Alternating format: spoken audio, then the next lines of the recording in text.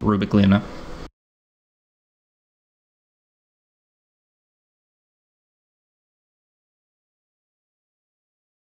Mm.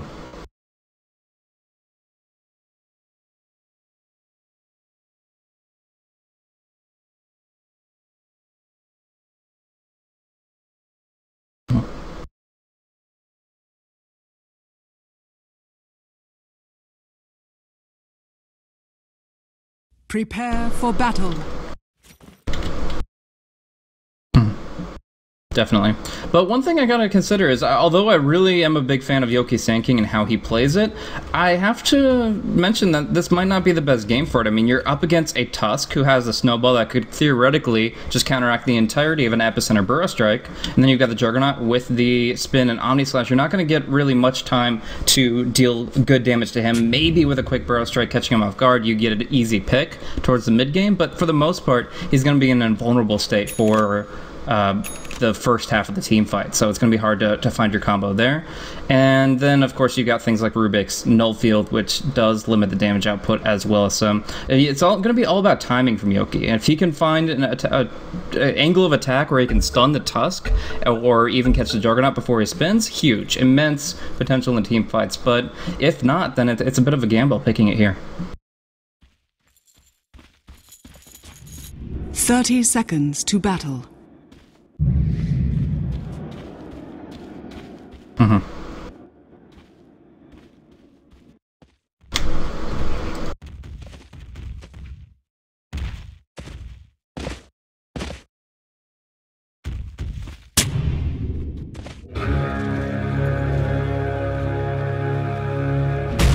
Gonna see a lot of activity down here for the bottom rune. Nice. Fisher blocking out Resolution, getting a free bounty rune here. MMY just out of range for the telekinesis. Can't pull him into a dangerous zone. So that means that Empire's gonna get both bounty runes. The Bristleback top, the Leshrac bottom. What a nice setup there from the Earthshaker.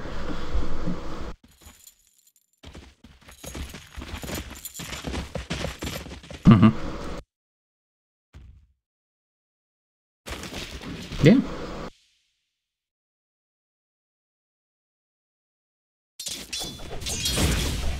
Mm-hmm. And in the meantime, the Dazzle is able to block a bit of the wave, so Resolution isn't totally at a loss here. Maybe still gets the high ground advantage, but that'll shift pretty rapidly here. Maybe he's going to start off with Necromastery, already getting 3, perhaps 4 souls here for the first wave, but Leshrac is now kind of in a position where hitting level 2 early, getting some more regen and stats, he's going to be able to start putting more pressure out on maybe directly, and if he brings maybe down to half HP before he gets the bottle, then it's going to be harder for him to commit to the wave.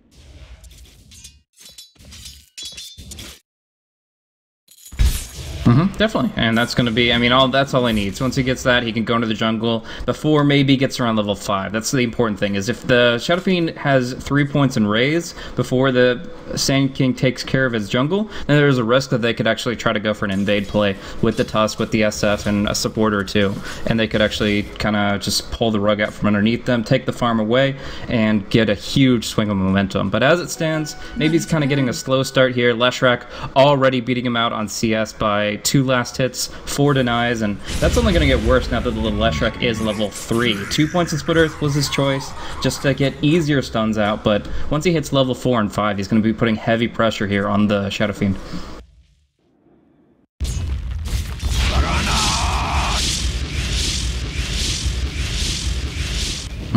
Oh. Man, Yoki took like a full spin from Silo there. Silo actually going 2 points in Blade Fury and just dishing out a ton of damage to the Sand King directly. So, yeah, he still gets it in the end. It works out. And now, oh my gosh, that's huge. Yeah.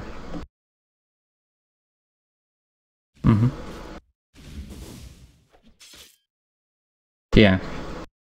Absolutely. This is going to be just really good for him. Being able to pick it up. One set of Mud Golems isn't the end of the world now that they are damageable by Sandstorm. And, yeah, they just, I mean, have a perfectly guaranteed route of farm for him. So this is better than most offlaners will get, period. But, I mean, you compare it to, like, the old Batrider jungle, where, like, you got level 3, you get your Firefly and your Napalm, and then you rotate in with, like, triple stacks and double stacks for you, and you're in pretty much Blink Dagger Town before you know it. But so this is kind of the mentality they brought to it. It's a little bit safer now when you consider the two heroes, since obviously Batrider fell off the map with his jungle, or, well, his early game damage nerfs. So, yeah, I think Sand King will be able to do a lot with the early Blink, and pretty much at this point, there's no reason not to rush it.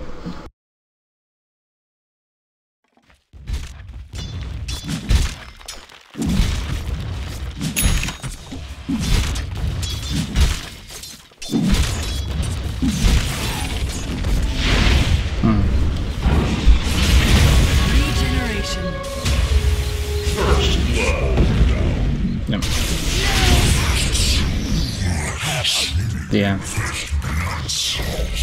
Yeah, he's going to be looking for a little bit more, perhaps. I mean, the Sigil's going to slow him down a bit, but Yoki's right behind him here, so they could maybe look for a double stun play. But as it is, the maxed out Necromastery of the Shadow Fiend is pretty huge. 22 stats for him, despite only having like 16 last hits and denied total up. That just goes to show that you can really bolster your potential with an early kill like that, and that's why they were very deliberate in giving SF the kill. He raised it, even though it was one hit from death. They wanted to make sure that Earthshaker was dead to rights. And now with a bottle refill on the bottom rune, I'd say maybe he's back in this game. I mean, not to the fullest extent when the Blink Dagger comes out on the Sand King, but he's still going to be able to like build up a couple of key items. Dire's bottom tower is under attack.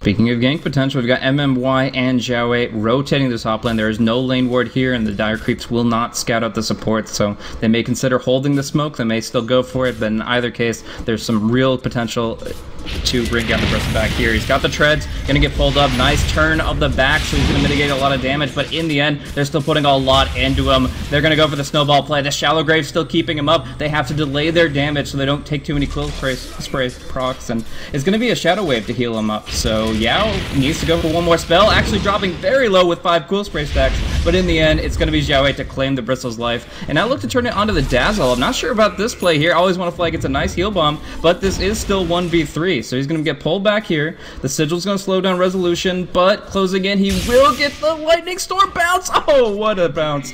Going from creep to hero and killing off the Rubik there, making it a 1-for-1. Dire's middle tower is under attack.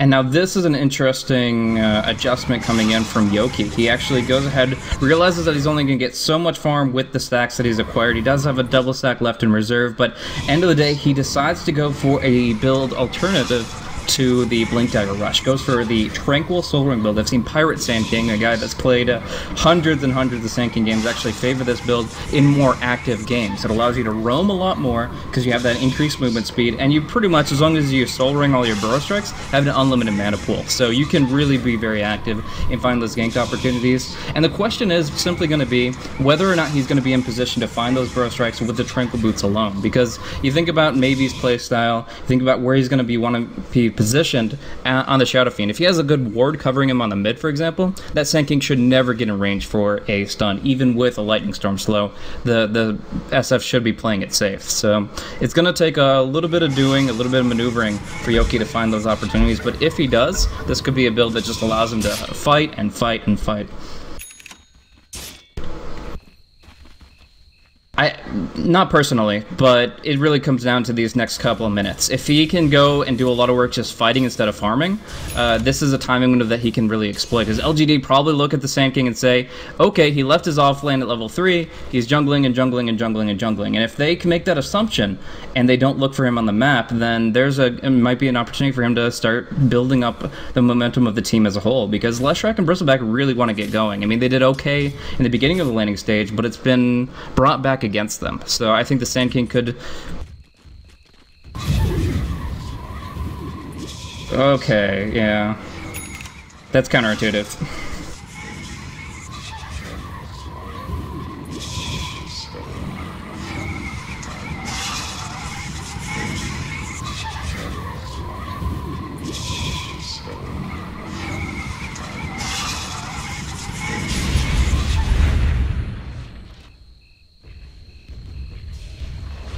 Yeah. I mean, if you think about it, like the Dazzle, for example, yeah, doesn't get much aggression in the early stage of the game. Always want to fly right now. He's level 6, doing what he can. We're going to see a smoke play come through, break pretty easily. They've got to suspect there's a possible hero in the trees, but one more tank go through, and he's going to be able to make it to that eastern side. So they're going to ping it out, but yeah, he's already made his way through. And a quick split earth to break the last tree, but Sylar coming in with the Omni Slash, despite their attempt to tunnel him through, and save for Ryan. He's going to be dropped down nevertheless. Now we see a spin play coming in from Sylar. Interesting move. I guess he thought he'd get stunned out by Yoki if he hesitated. So he'll fall back, and that'll just make it just one quick pick with a 4-man rotation. Bottom tower is under attack. Yeah.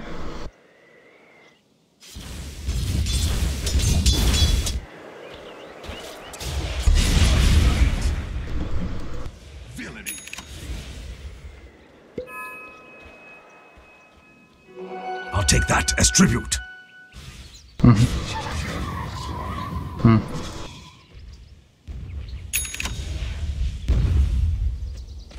Sure. However, they do get some decent wards down. If you look at the observer wards placed right where they were at when they went for that dive, they still get a pretty good intel. Not far enough in the jungle to actually know if the Sand King's farming a certain spot or how big the stacks are, but still at least getting knowledge of what's going on up on that high ground. So they can kind of find their opportunities, and one little bit of vision can turn into a pretty free kill when you get that snowball in range. So I still think that they could make something of it, but yeah, it definitely wasn't their overall game plan. Yeah.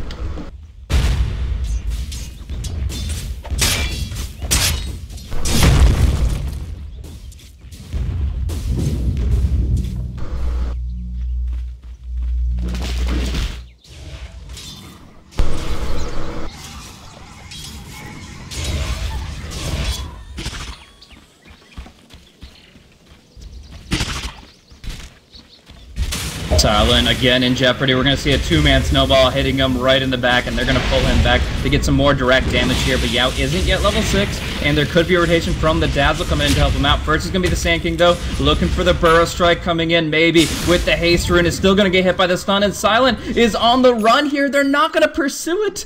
It is a 60 HP Bristleback that will be able to make it away thanks to the rotation of the Sand King. Under attack.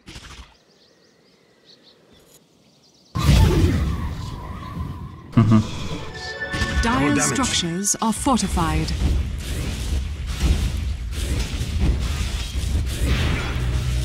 Dire's top tower is under attack. Yeah. Radiant's middle tower is under attack. Yeah, exactly. If you had the VIP booster or the full Vanguard, then obviously you look at the kill differently and you put all the damage in quickly. But in this case, yeah, they didn't expect him to just mitigate so much, and can't really read those passives here. But we do see they'll kind of just falling back as soon as they realize the threat of them defending up top. They get a ward down in case somebody like kind of adventures out to the Western hard camp. But as it stands, that they feel a little bit hesitant to siege.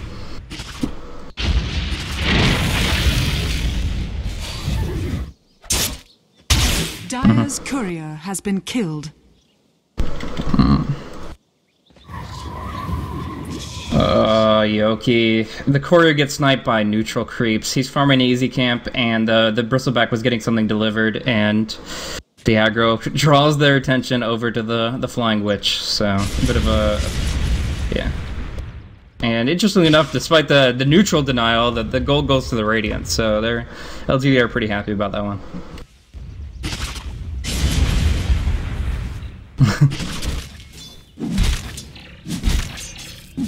Oh, yeah.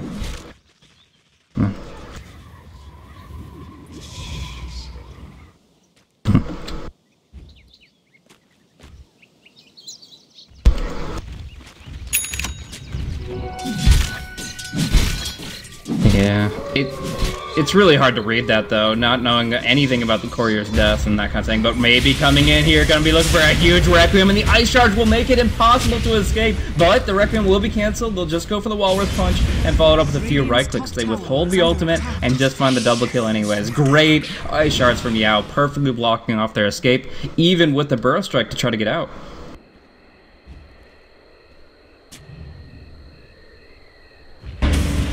Oh, yeah, well, they don't actually have any stuns for Always Wanna Fly, but it looks like the Shallow Grave is too short in its duration, and that will be the death of the Dazzle as well. 6-2 in favor of LGD, and they're taking towers on top of it. What's it going to take for Empire to stop this momentum that LGD have built up for themselves and start bringing fights back?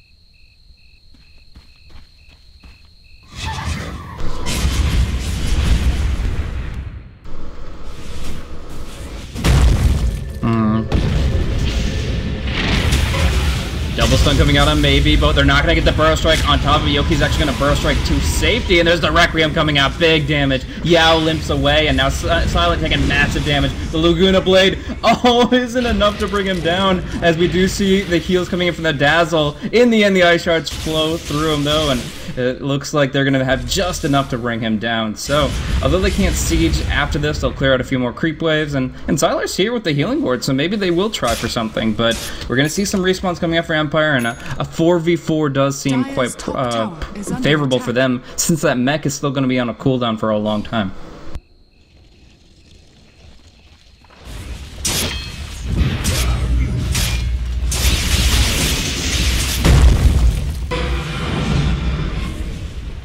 Dire's structures are fortified. Dire's middle tower is under attack.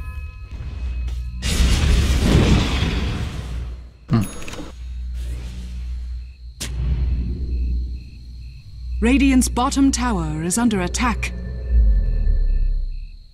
Yeah, I think it's actually based on the decimal point. Like, it rounds it out, and there's sometimes where 130 is, and sometimes where 130 isn't. Radiant's bottom tower is under attack. Exactly. We see some nice Ice Shards here, coupled with the Fissure to block Silent out completely, but they've got enough behind him that he's still going to be fine. They have the Shallow Grave ready to go, and Silent is perfectly happy to take that damage. In fact, it's a defensive weave, so there's no way that he can be struck. But nice Lightning Storm play from MMY, still throwing the damage back the other way, and there's a lot of heroes dropping very low. It looks like it's going to be enough, though, to put the tower down into deny range, and we will see it go to the Bristleback. So Empire at least take that gold off the table and start maybe looking towards an offensive. Now that they know exactly where LGD are moving, maybe they can make a smoke play and try to make this Blink Dagger worthwhile. Dire's top tower is under attack. Dire's top tower has fallen.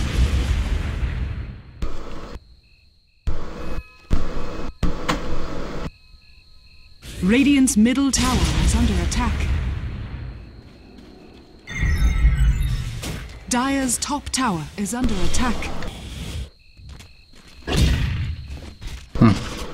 No surprise to see the smoke play coming out here, but it seems like it might be a little bit anticipated. Asila's going to move into the jungle here. He's got Spin TP available. They have nothing to interrupt it, and did they just go on an illusion? Oh, that's so unfortunate. Yeah. Well, he had an illusion pursuing. One of the targets must have gotten revealed in the process because he actually had the illusion right-clicking on resolution. So, in the end, he knows exactly what's up. Now they're going to be able to just farm in multiple lanes, pushing up top heavily since all 5 were committed bottom, while Sylar safely farms only 2 screens away from an entire enemy team.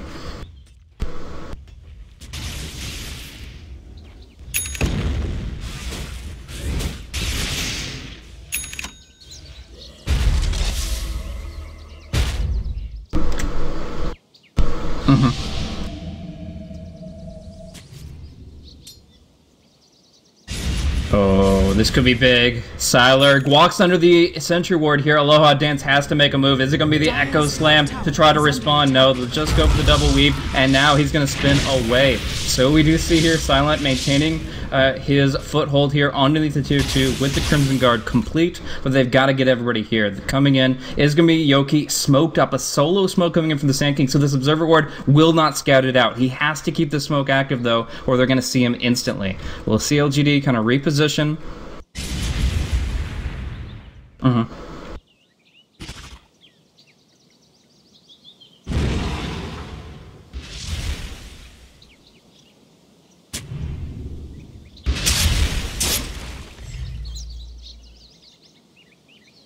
Exactly. Okay. Jeez.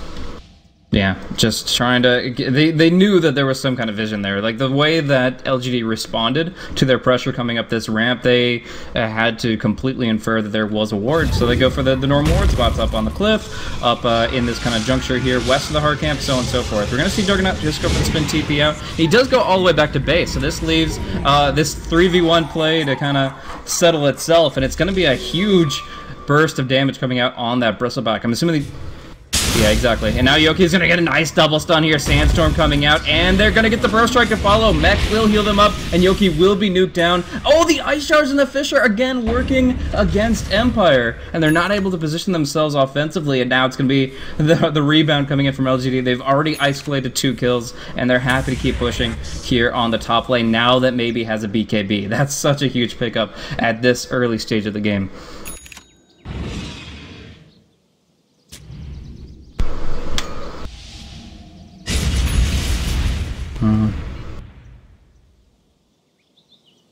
Yeah.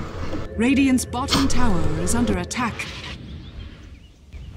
Dire's top tower is under attack. Yeah, MMY though, he's going to be able to get the lift off here right into the frying pan. Nice Shallow Grave is going to keep Aloha Dance up for a moment longer, but he doesn't do enough damage to kill off the Rubik. It's going to be Yoki to jump in the trees. He gets the kill, but he has to wait for that Blink Dagger to cool down, and Life Strike Array breaks it through. Yoki goes down, flying up, and the lightning follows him. Back to the sky it goes. So now we see the tier 2 going down quickly, and at this point, I don't think they go high ground thanks to the epicenter cooldown still being available, but they have complete control of the map, and with the wards and with the towers down, Empire have very few places to farm.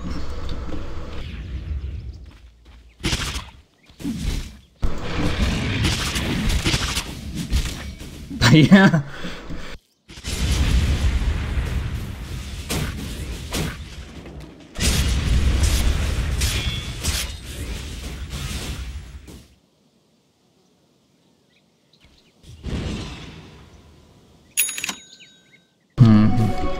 But, end of the day, that kill did go to Lina, and you check out Xiao8's inventory, he has a very clear plan of what to do with that gold.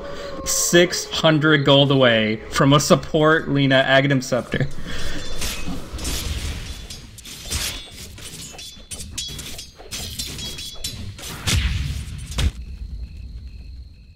I mean, it's just damage in general. I mean, it's stats for him. He can stay in the fight. I mean, he could take a full epicenter at that point, once he gets the full Aghanim Scepter.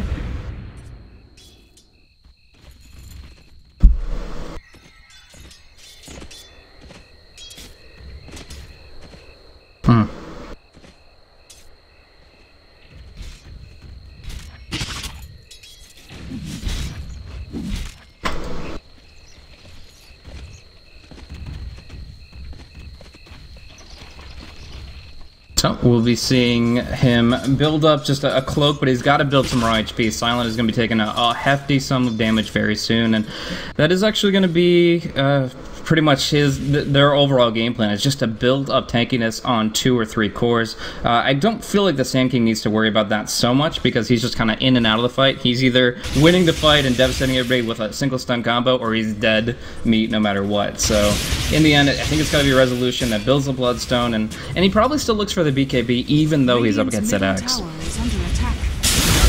Oh.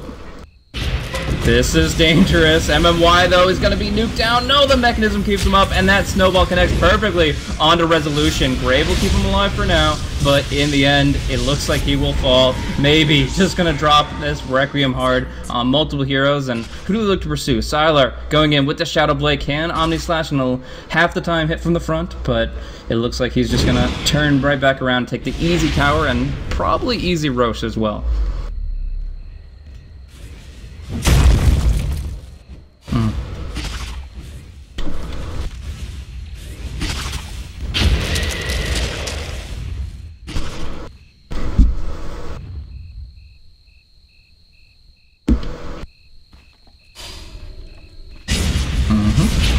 So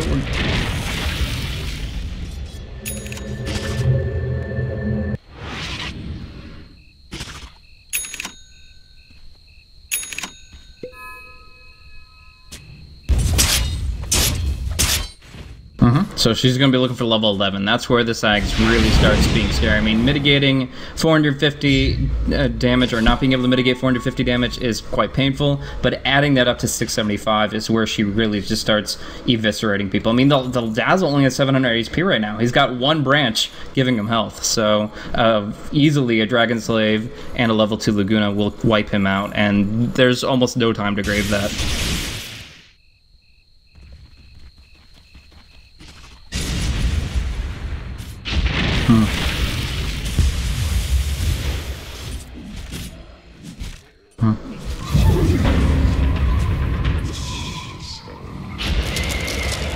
I really feel it has to be with kills. Like, right now they've only got 3. They have heroes that can find those opportunities, but they're waiting for LGD to make a mistake, to just misstep, go too far forward with 1 or 2 heroes, and to punish that. Because, I mean, Earthshaker and Sand King and even Lushtruck are amazing heroes for punishing mispositioning.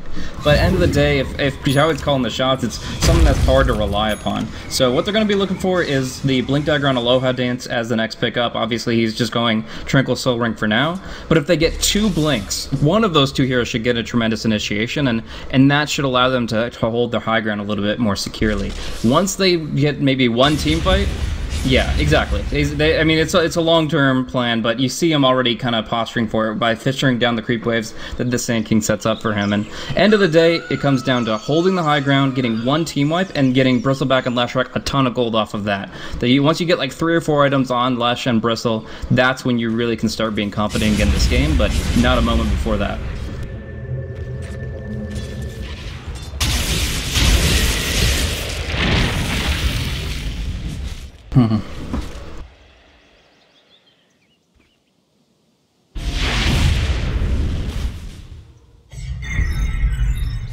Ooh. I love this decision making coming in from LGD. Breaking down the trees here with the Light Strike Ray, and then scouting out the tree line with the sigils, so they can always jump in with the Rubik here. He's got the ability to he had the burst strike available to jump in the trees and punish that Sand King's positioning, but now he's gonna have to go for a refresh on the steal. We're gonna see Yoki go in first. It's gonna be a Fissure stolen by the Rubik, but the Crimson Guard does come out here. Maybe gonna get snowballed up and put right in the thick of things. BKB Requiem coming out, massive damage. Aloha Dance will be great for a moment longer, but all of his allies falling so quickly. Bristleback going to be pursuing on Xiao 8, but it doesn't even look like he'll get this kill in the process. He'll get separated from Xiao 8, and it is not going to be the death of the Lina. That Aghanim Scepter HP pool making him far too tanky, and 17-3. LGD take the bottom tier 2, look to Roshan, and pretty much look to end this game. Radiant's middle tower is under attack.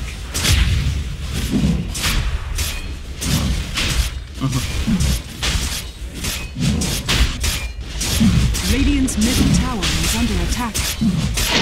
Roshan has fallen to the Radiant.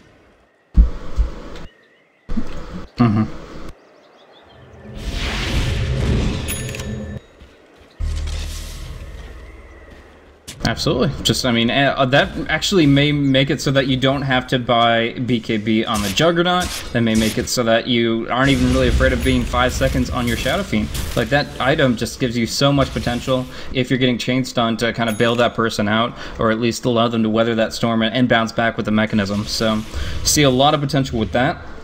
And, I mean, now my previous thought of maybe going for a Veiled Discord on the Sand King isn't really even relevant. Like, Yoki's going to make his way for 4 staff now, and by that point in time, everybody's going to be far too tanky for you to just get a little boost to your magic damage and net a kill. You have to really just redefine your entire team fight, and that takes a lot of farm.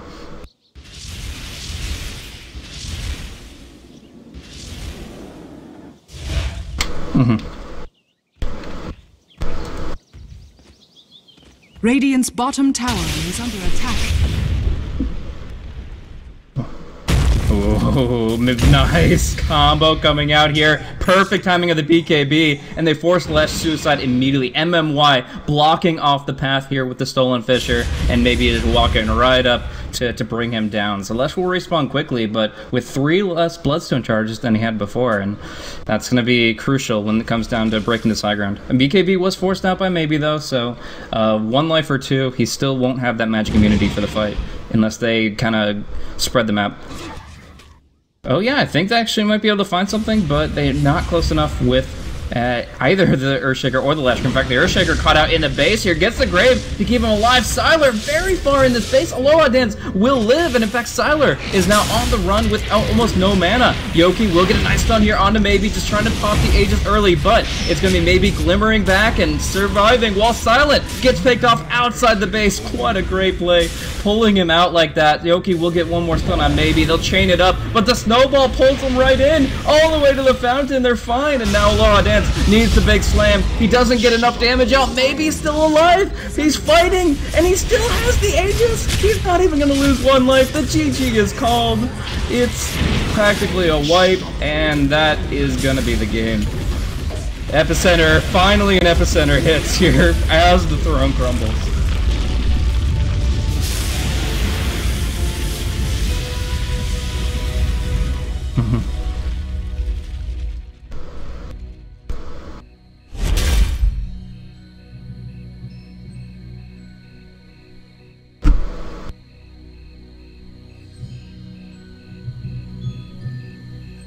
Absolutely. Their timing, their movement, their overall game plan just really showed strength and